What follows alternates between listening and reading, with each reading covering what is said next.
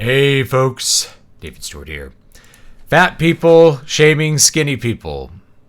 This is actually, in my experience, a lot more frequent than the reverse, which is skinny people shaming fat people. You always see these little online posts about how they're constantly being fat shamed and this and that. But in my real world experience, once you step out of this context of computer land where people can reply anonymously to other anonymous people and there's no social connection, almost all of the shaming that happens is from fat people towards skinny people, at least as adults. Now, if you're on the schoolyard or whatever, it might be different. But my recollection is in school, it was kind of this way too. And I'll just give you an anecdote. Is a couple of years ago, at this point, a lot of years ago, we were having like a final class for like my teaching credential. You have to take classes to get a teaching credential in most states here in the U.S.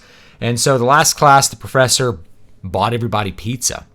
And I didn't eat any pizza. Now, I actually don't like pizza, believe it or not. So you can leave comments down below like, what's wrong with you? Because it's basically what happened here. But the person who was upset about me not eating pizza didn't think that it was like, I don't like pizza.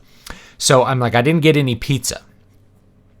And she's like, why aren't you having any pizza? I'm like, I don't want any pizza. I don't like pizza. What's wrong with you? And she said the same thing to this PE teacher. This PE teacher had a slice of pizza. She cut it in half. Now, she was in pretty good shape. And so she's eating half of a piece of pizza. What's wrong with you? You don't need to go on a diet. And this person who was saying this in this like the most obnoxious and kind of attacking tone you can imagine. I can't completely duplicate it, but it's like, what's wrong with you? You know, it was like very aggressive towards the people who weren't eating. She ate like 4 or 5 slices of pizza in one sitting. She was really obese.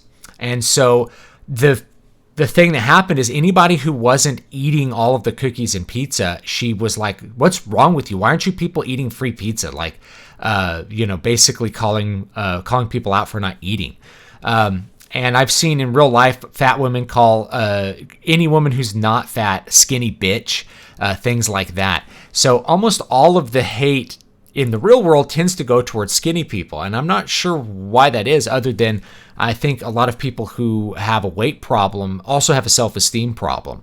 And so this is kind of like the schoolyard extending into real life, is that when you have a self-esteem problem, what you tend to do is try to take that out on other people by trying to put them down, to make them feel as bad as you feel about yourself, or make it seem like there's something wrong with you. There's a self-justification that happens, and you see it in online interactions. If you call, women just trashing, for instance, Kate Upton, who's a model, and Kate Upton's not particularly skinny by my standards. She has normal body fat. She just happens to have, be packing a little more weight upstairs than your average woman for sure. But they will hate on her for being skinny and how, it's like bad body image.